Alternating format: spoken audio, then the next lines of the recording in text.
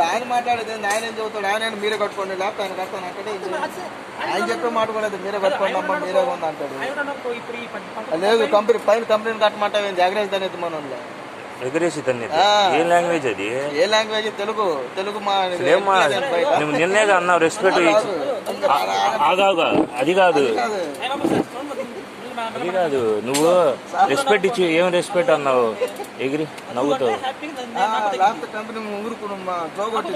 జో ఎగిరి ఏం బూతులు మాట్లాడతావు.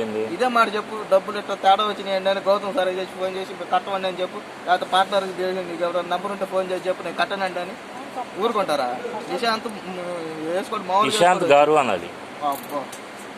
మొన్న కూడా ఆయన సునీల్ రెడ్డి గారు అనకుండా సునీల్ అని ఇషాంత్ అని